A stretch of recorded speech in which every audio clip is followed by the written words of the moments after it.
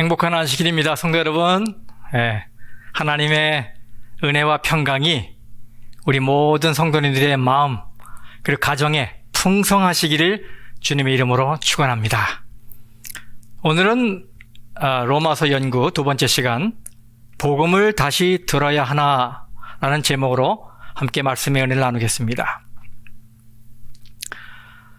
복음을 헬라어로 유앙겔리온이라고 하는데요, 이 뜻은 문자적으로 good news입니다. 기쁜 소식, 복된 소식이라는 말이지요. 이 세상은 기분 나쁜 소식에 절여져 있습니다. 주위에는 온통 혼란한 소식들 뿐이에요. 뉴스를 보고 있으면 얼굴이 심각해집니다. 곳곳에 분노와 싸움, 재난이 난무하기 때문이지요. 그러나 복음은 죽어가는 사람이 들으면 살게 되는 소식입니다. 생명의 소식, 기쁨의 소식이지요. 여러분, 그런데 이런 복음을 주신 분이 누군가요? 네, 하나님이세요. 그래서 사도 바울은 로마서를 시작하면서 1장 1절에 이렇게 말하고 있습니다.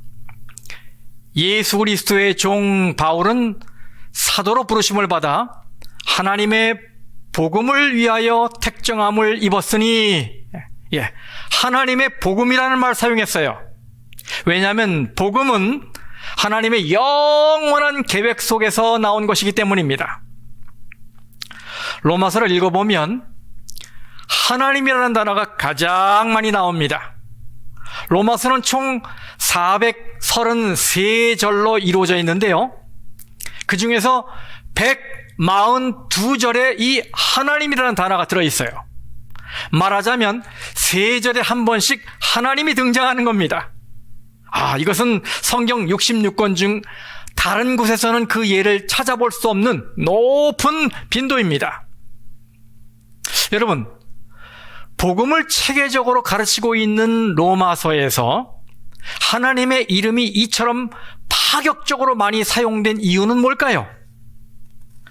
제 생각에는 우리를 구원하신다는 소식, 즉 이 복음이 하나님의 뜨거운 가슴에서 나온 것임을 가르쳐 주려는 의도에서 그런 것이 아닌가 생각합니다. 이 복음 속에 하나님의 마음이 녹아 있는 겁니다. 그래서 여러분, 우리가 복음을 이해하면 이해할수록 누구를 더 잘 알게 되고 누구에게 더 가까이 가게 된다는 말일까요? 네, 하나님을 더 잘 알게 되고 하나님께 더 가까이 가게 된다는 말이에요. 복음을 듣고 이해하면 할수록 우리의 눈은 하나님을 향해 더 크게 열리게 되고 우리의 입술은 하나님을 향해 더 크게 찬양하게 되고 우리의 마음은 하나님을 향해 더 가까이 다가가게 되는 것입니다.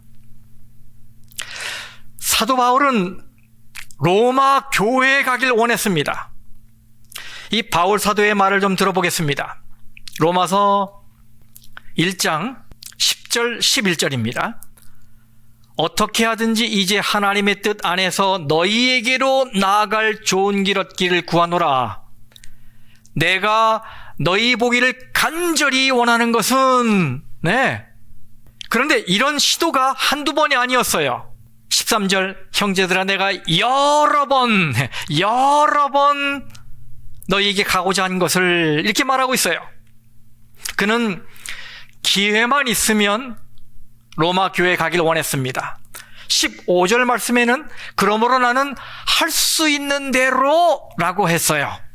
네, 사도 바울은 로마 교회에 가기 위해 애가 달았습니다. 그러면 여러분, 왜 그렇게 로마에 가려고 했을까요? 관광하기 위해서입니까? 아닙니다. 복음을 들려주기 위해서였습니다. 자신을 복음의 채무자로 인식하고 있었기 때문이에요. 여기 로마서 1장 14절 말씀입니다. 헬라인이나 야만인이나 지혜 있는 자나 어리석은 자에게 다 내가 누구라고요? 빚진 자라. 여러분, 그는 모든 사람에게 빚을 지고 있다고 말하고 있어요. 빚을 진다는 것은 매우 부담스러운 일입니다. 빚을 지고 있으면 마음이 불편하지요. 그래서 이 빚진 자들의 이 소원은 부채를 다 청산하고 두 다리 쭉 뻗고 편안하게 잠을 자는 것입니다. 그런데 사도 바울은 복음에 대해 빚진 자처럼 부담스러운 인생을 살아가고 있다고 고백하고 있어요. 해결되지 않은 문제에 대해 느끼는 어떤 강한 목마름이라고나 할까요? 복음을 전하지 않고는 견딜 수 없는 심정을 그렇게 표현한 것입니다. 그런데 저는 이 15절 말씀이 참 의외라고 생각합니다. 가만히 생각해 보니 정말 이상해요. 자, 15절. 그러므로 나는 할 수 있는 대로 로마에 있는 너희에게도 복음 전하기를 원하노라. 여러분, 복음은 누구에게 전해져야 하는 겁니까? 예수 믿는 사람입니까? 예수 믿지 않는 사람입니까? 네, 예수 믿지 않는 사람에게 전해져야 하는 거예요. 그래서 우리는 복음을 전한다고 하면 의뢰의 그 대상이 불신자라고 생각하게 됩니다. 그런데 왜 바울은 로마에 있는 교인들에게 복음 전하기를 간절히 원한다고 했을까요? 여러분, 로마 교회 교인들이 누굽니까? 그들은 믿음이 출중했던 성도들이었습니다. 그들의 믿음이 얼마나 좋았던지 이 8절에서 바울이 이렇게 칭찬하고 있어요. 내 하나님께 감사함은 너희 믿음이 온 세상에 전파됨이로다. 네, 로마 교회는 소문난 교회였습니다. 무슨 소문이요? 믿음의 좋은 소문난 교회. 바울은 그들에 대한 좋은 소문이 로마 전역에 퍼질 정도였다는 것에 대해 하나님께 감사하고 있어요. 이렇게 1장에만 그렇게 적은 것이 아닙니다. 바울은 이 로마서 말미에 다시 이와 비슷한 말씀을 하고 있어요. 로마서 16장 19절 말씀입니다. 너희의 순종함이 모든 사람에게 들리는지나 그러므로 내가 너희로 말미암아 기뻐하노니. 여러분, 소문이 이 정도였으면 로마 교회는 괜찮은 교회입니까? 네, 보통 괜찮은 교회가 아니지요. 그런데 여러분, 왜 이렇게 믿음이 좋고 신앙생활을 잘하고 있는 교인들에게 그렇게 간절히 복음을 전하고 싶다고 말한 것일까요? 그것도 채무자의 심정으로 말입니다. 그리고 이 말씀은 오늘 나에게 어떤 의미가 있는 것일까요? 로마서 13장의 말씀을 좀 보겠습니다. 로마서 13장 11절에서 14절까지 말씀입니다.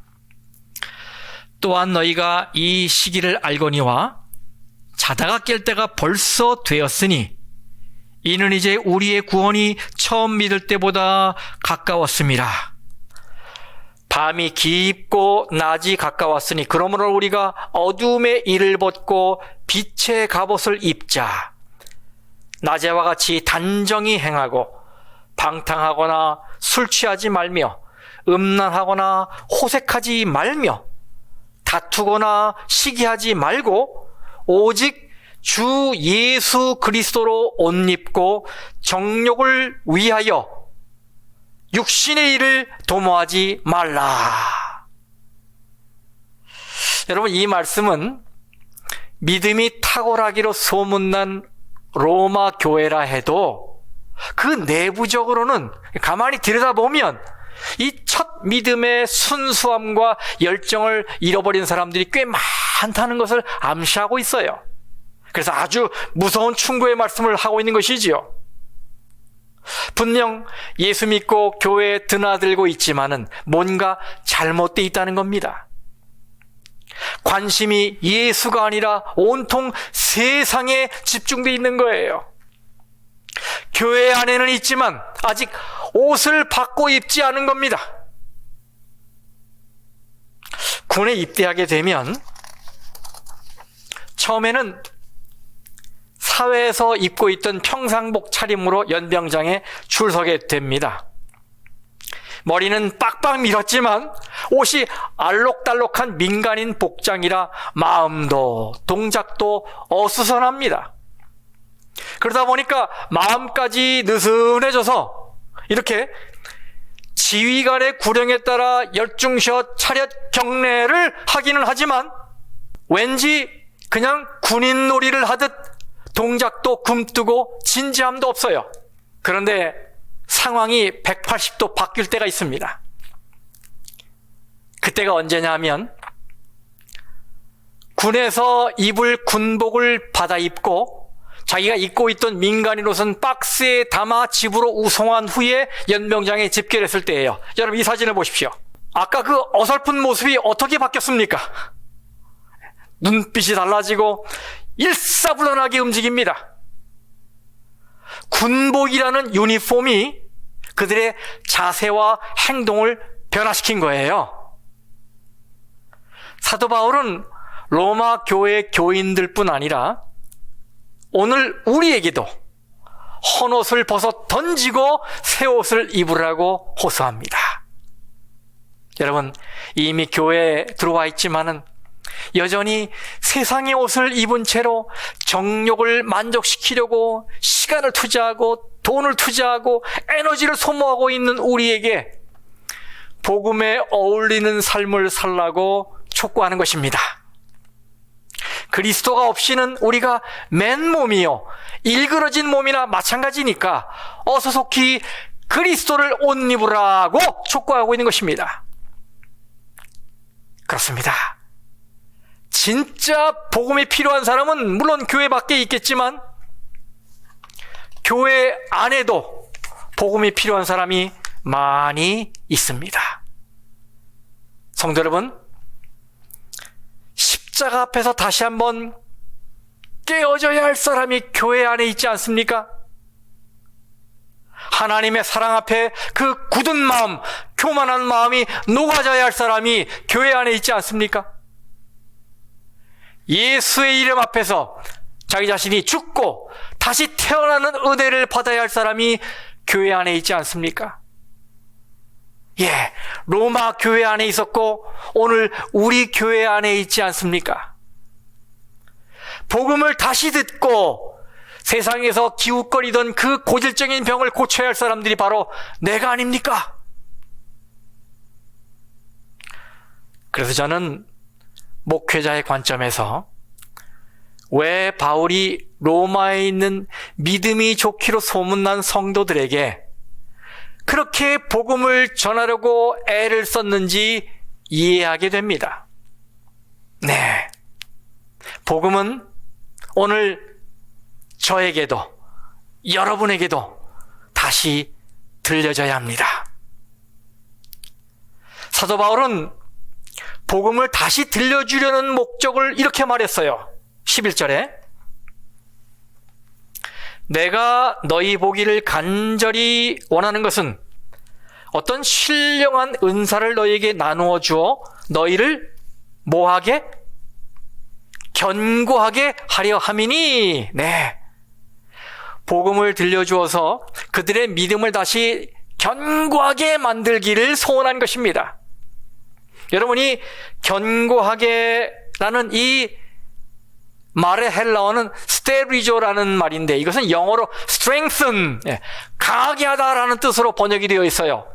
그런데 다른 뜻으로는 어딘가를 향해 눈을 주목하거나 얼굴을 고정하는 것을 말하는 것입니다. fix on, set to 이런 의미예요. 여기 예레미야 21장 10절 말씀을 보겠습니다.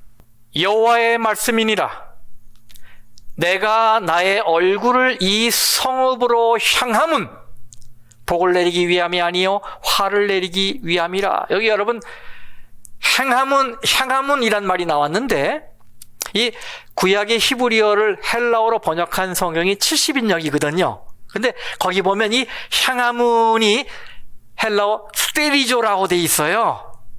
성읍을 주목하다, 얼굴을 성읍 방향으로 고정하다, 이런 의미예요. 그래서 바울이 로마 교회 신자들이 견고하게 되길 원한다라는 이 말은 그들의 시선이 자꾸 세상으로 향하던 것을 돌이켜서 예수 그리스도를 향하고 예수 그리스도께 고정하길 바란다는 의미인 것입니다. 소돔과 고모라 성이 불에 탈 때 롯의 아내는 천사들의 경고를 잊고 뒤를 돌아보다가 소금기둥이 되어버렸죠. 천사들은 그들에게 뒤를 돌아보거나 들에 머물지 말고 방향을 산으로 잡고 도망하여 죽음을 면하라고 했어요. 오늘날에도 많은 신자들이 마귀의 교묘한 속임에 빠져 삶의 방향을 세상으로 향하고 있습니다. 성도 여러분, 왜 자꾸 마음이 세상으로 향하게 되던가요? 그 이유는 자기가 어디에서 구원을 받은 사람인지를 잊었기 때문입니다. 다윗이 그랬어요. 그는 하나님의 은총을 받아 이스라엘의 왕이 된 후 계속 승리했고 계속 번영했고 계속 형통했습니다. 그런데 다윗이 승리에 취해 처음 사랑을 잃어버리자 어떻게 됐습니까? 밧세바를 범하는 가늠죄를 짓게 됐어요. 그리고 그의 남편을 전쟁터로 보내서 이 사지로 보내서 죽게 하는 살인죄를 지었습니다. 그러나 나단 선지자의 책망을 받은 후에 자신의 죄를 뉘우칩니다. 그리고 회개의 시편을 기록했지요. 다윗은 그 회개의 시에서 자신에게 이것이 회복되길 기도했습니다. 시편 51장 12절 말씀입니다. 주의 구원의 즐거움을 내게 회복시켜 주시고 자원하는 심령을 주사 나를 붙드소서. 아멘. 그는 자기 마음에 구원의 즐거움이 회복되길 원했습니다. Joy of salvation, 구원의 기쁨, 희열. 여러분, 사람들은 즐거움이 있는 곳에 몰리지요. 이 시간에도 즐거움을 찾아 헤매는 사람들이 많이 있습니다. 그들은 무엇을 해야 즐거울까? 무엇을 해야, 또 어디로 가야 즐거울까? 이거를 고민해요. 그리고 즐거움이 있다면 돈을 씁니다. 시간을 보냅니다. 네, 즐거움을 찾는 건 인간의 본능이에요. 그렇기 때문에 우리가 하나님 안에서의 즐거움, 이 구원의 즐거움을 만끽하지 못하면 그 공간을 채우기 위해서 엉뚱한 곳으로 기웃거리게 되는 겁니다. 그런데 여러분, 세상의 즐거움은 어떻습니까? 금방 목마름이 몰려오지요. 즐거움이 클수록 후유증도 크고 오래 갑니다. 성도 여러분, 그래서 우리는 본래 찾아야 할 그 즐거움, 그 구원의 즐거움을 회복해야 합니다. 동의하십니까?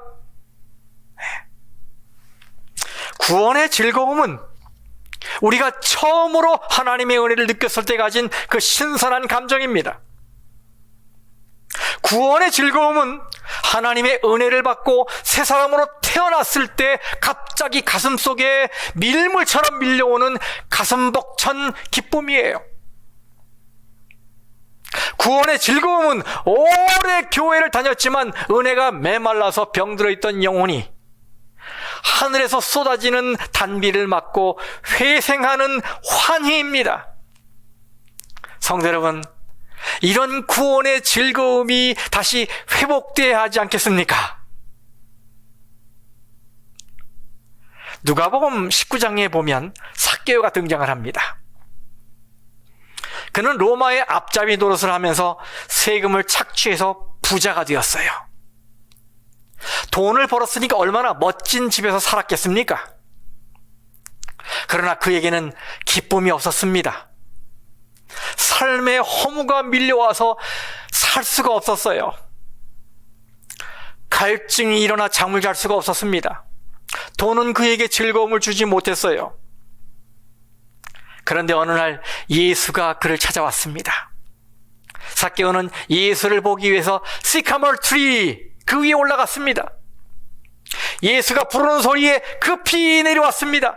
그리고는 자기 소유의 절반을 가난한 자들에게 나눠주겠다고 하고, 혹시라도 남에게 속여서 빼앗은 것이 있으면 4배로 갚겠다고 말했습니다. 여러분, 악착같이 돈 모으는 걸 유일한 낙으로 살아온 그에게 변화가 생긴 거 아닙니까? 어떻게 이런 일이 일어난 것일까요? 네, 그가 복음을 들었기 때문입니다. 여기 누가복음 19장에 있는 말씀을 보겠습니다. 19장 5절, 예수께서 그곳에 이르사 쳐다보시고 이르시되 삭개오야 속히 내려오라, 내가 오늘 네 집에 유하여야 하겠다 하시니. 여러분, 삭개오에게 이것은 복음이 아니겠습니까? 사람들이 자기를 죄인 취급하며 피하고 있습니다. 그런데 예수님이 자기 집에 들어오시겠다니 얼마나 기쁜 소식입니까? 그렇죠? 네, 그가 이렇게 복음을 듣게 되자 변화가 생긴 것이고, 그리고 구원이 집에 임하게 된 것입니다. 그러면 여러분, 삭개오에게 일어난 이 변화의 핵심은 무엇입니까? 그것은 영원한 세계를 향해 눈이 열린 것입니다. 그래서 자신이 욕을 먹으면서까지 벌어들인 그 돈을 가난한 자들을 위하여 내어놓을 마음을 갖게 된 거예요. 구원의 즐거움이 마음에 생기니까 세상의 것에 미련을 두지 않게 된 겁니다. 세상의 것에 집착하지 않게 된 거예요. 그래서 그는 예전에 붙잡았던 것을 놓았습니다. 더 큰 구원의 즐거움을 누리기 위해서 말입니다. 영국의 복음주의 목사인 조지 화이트필드는 20살 때, 그전엔 자신의 노력으로 구원을 이루려고 막 투쟁을 했는데 어떤 책을 통해서 그리스도의 복음을 다시 듣게 되었어요. 그가 복음을 듣고 체험한 구원의 감격을 이렇게 간직하고 있습니다. 제가 읽어드릴게요.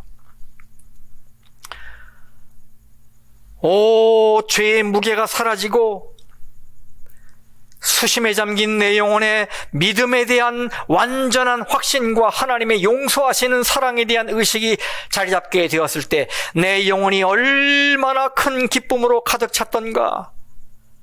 그것은 말로 다 설명할 수 없는 기쁨이었고 영광으로 가득 찬 기쁨이었다. 그날은 영원히 기억에 남을 날이었음에 분명하다. 처음에 나의 기쁨은 봄의 밀물 같았고, 말하자면 그대로 강둑을 넘어 범람했다. 성도 여러분, 부디 복음을 다시 들으시고 여러분 마음 중심에 바로 이런 구원의 즐거움, 희열, 감격을 회복하시기를 간절히 바랍니다. 여러분이 어디에서 구원을 받았는지, 어떻게 구원에 이르게 되었는지 다시 한번 묵상하면서 복음의 중심 되신 예수님께로 삶의 방향을 잡으시기를 바랍니다. 구원의 즐거움을 얻지 못하면 종교적 의무만 남게 됩니다. 그러니까 피곤하고 고달픈 신앙이 되는 거지요. 신앙에 무슨 의미가 있겠습니까? 신자에게 있어서 구원의 감격이 없는 첫 번째 이 빨간 신호등, 그게 뭔지 아십니까? 바로 예배가 형식적으로 변하는 것입니다.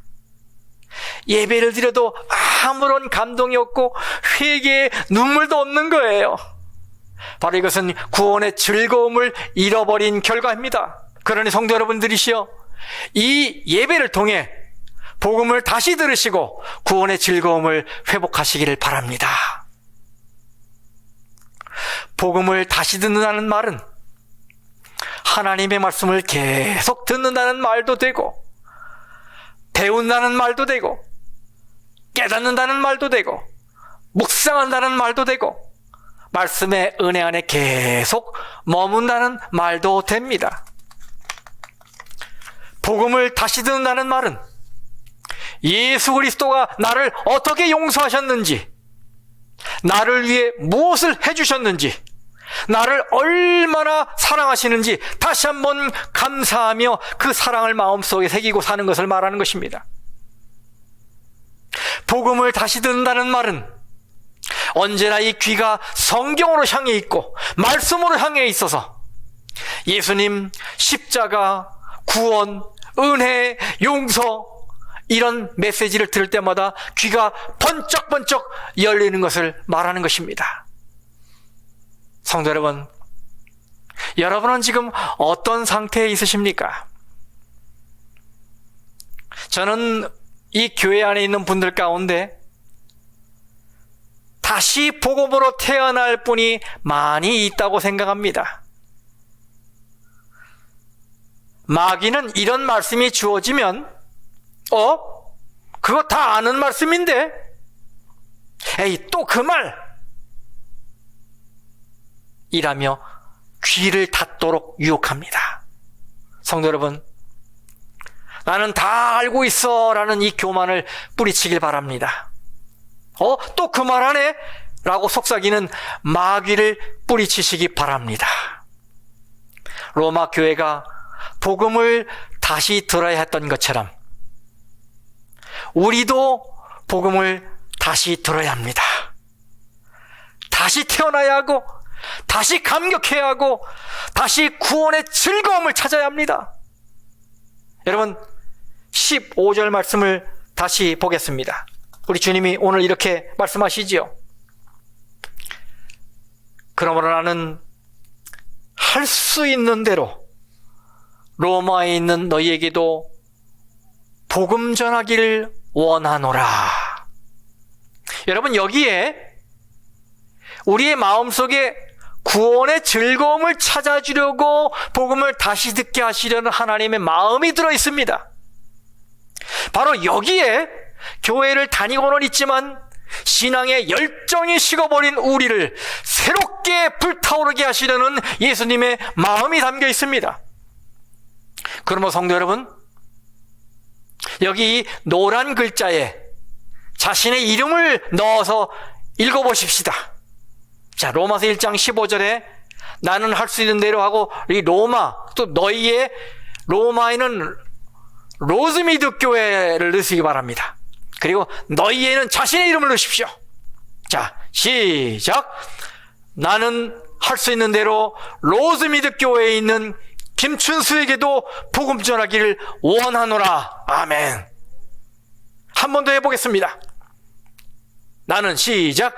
나는 할 수 있는 대로 로즈미드 교회에 있는 김춘수에게도 복음 전하기를 원하노라. 아멘.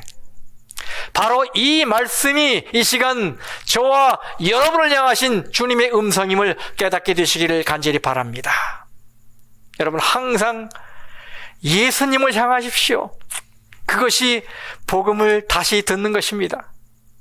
나를 위해 죽으신 예수님의 십자가를 걸으면서도 묵상하고, 바빠서 정신 없을 때도 묵상하고, 피곤하여 세상 살맛이 없을 때도 묵상하고, 남이 모르는 고통을 안고 잠 못 이루는 밤을 만났을 때도 묵상하십시오. 그것이 복음을 다시 듣는 것입니다.